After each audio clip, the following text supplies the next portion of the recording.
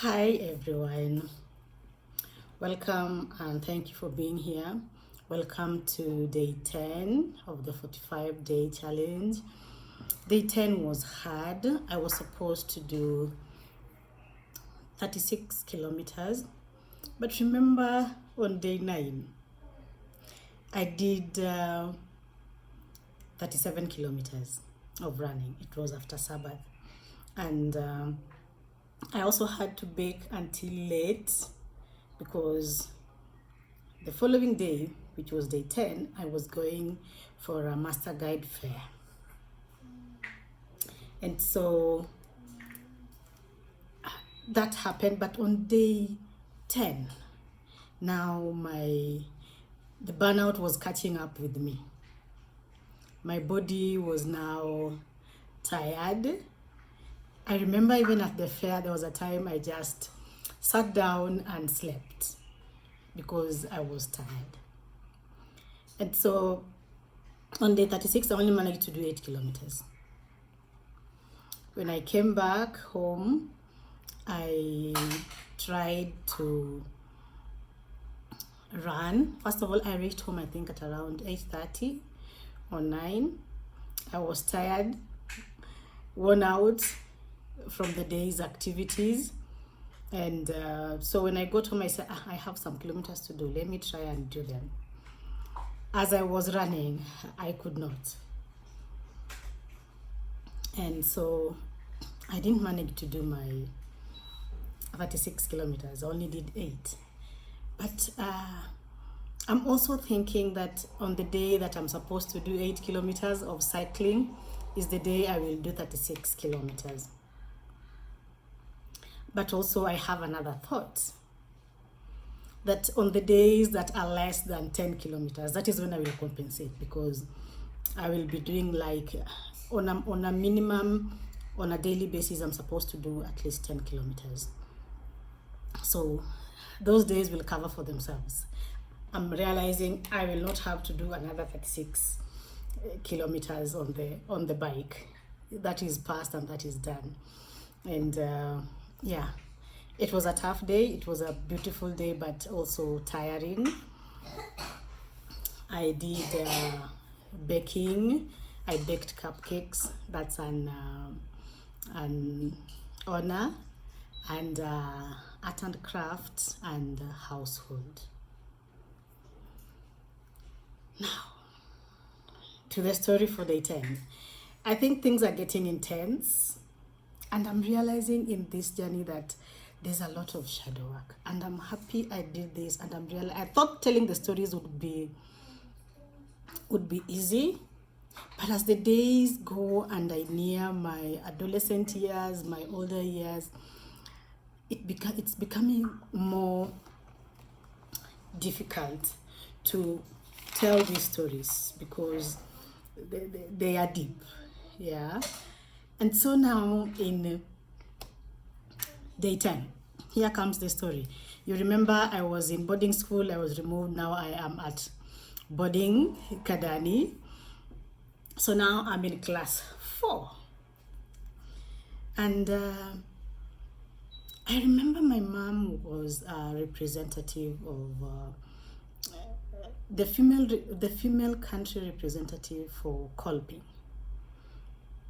Kolping is a Catholic organization. So she was the female country representative. And she used to travel a lot. And now I remember her explanation of her taking us to boarding school because there was no one to take care of us at home. And so she traveled a lot because of her position at Kolping. And at this point, we are at our grandma's in Shags, and our mom is able to travel and teach, and yeah. If I can talk about the experience of school, it is a school in the village, and so we used to go with ropes. We were told to make strings. You'd go look for sisal and then turn it into fiber and then make a string. And they would check in the assembly. If you don't have your string, you're in trouble. Another thing that we used to do was take grass to school. Marlene? Okay. I have company.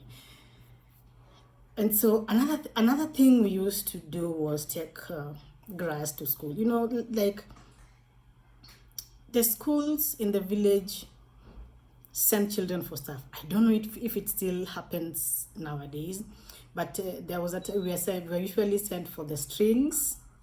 There was grass. You'd go and approach. There's this kind of grass that was used for thatching houses.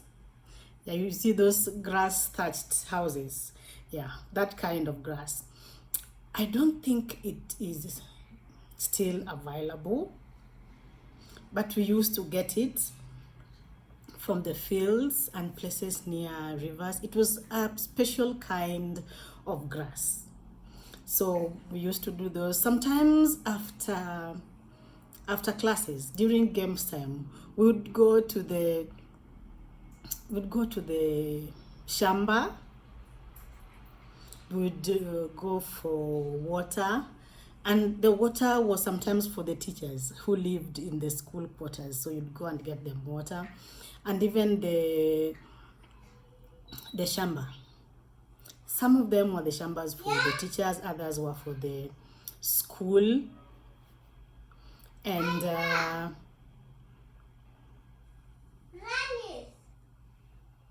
my friend.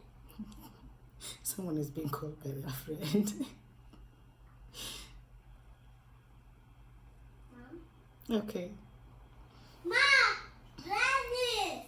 So now, can you be quiet? Granny!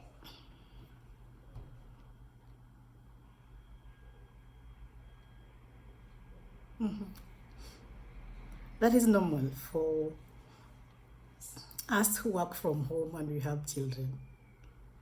It happens. And so another thing that we used to do was the shamba part. We would carry our small hose and go with them to school. Yeah, get a chair and open the door. I don't know. You know, you can use this one. Use this one. This one. This one. This one. And so one day, just as we were going to the shamba, the hose were put on a tree. There's a way we would hang them on a tree, and then so when people would come, you'll just take yours and go. So on this day, I was going for mine, but I stood in the middle of the tree where the hose were, and as someone was getting theirs out, it dropped on my head, and there was a dent, and I started bleeding. I have just remembered that, and it gave me a kind of a dent. I was taken to hospital. Luckily, it was not serious.